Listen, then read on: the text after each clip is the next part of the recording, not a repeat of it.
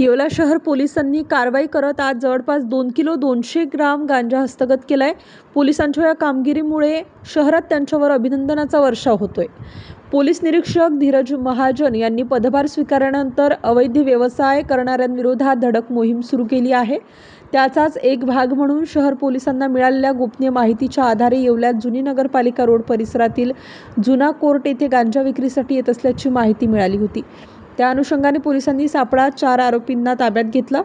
Nashik police अधीक्षक Balasaheb Patil, upper police अधीक्षक तेगबीर संधू, उपविभागीय पोलीस अधिकारी बाजीराव महाजन यांच्या सूचनेनुसार आणि मार्गदर्शनाखाली पोलीस उपनिरीक्षक गांगुर्डे, पोलीस हवालदार अंकुश हेबाडे, सचिन राऊत, पोलीस शिपाई गणेश सांगळे, हेमंत लकडे, मुकेश निकम, जनार्दन दळवी, योगेश पवार चालक यांच्या पथकाने ही कारवाई केली।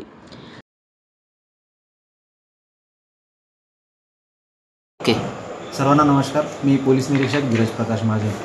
आज मंगळवार बाजार निमित्ताने पेट्रोलिंग करत असताना आम्हाला एक गोपनीय बातमी मिळाली। त्या बातमीच्या अनुषंगाने छोटे जनता विद्यालय, थिएटर रोड, येवला या ठिकाणी पंच, फोटोग्राफर, वजन काटा धारक आणि पोलीस स्टाफसह रेड केली असता त्या ठिकाणी आरोपी समीर संतोष जोशी 29 वर्ष राहणार नाशिक, सुनील बाळू खैरनार वय 41 वर्ष राहणार येवला, पियुष वाल्मिक खैरनार वय 35 वर्ष राहणार येवला, संदीप दशरथ कट्टारे वय 31 वर्ष राहणार येवला हे गांजा सदृश्य मानवी मेंदूवर परिणाम करणारा पदार्थ खरेदी विक्रीचा व्यवहार करत असल्याची जी बातमी मिळाली होती त्याप्रमाणे हे तिथं मिळून आले।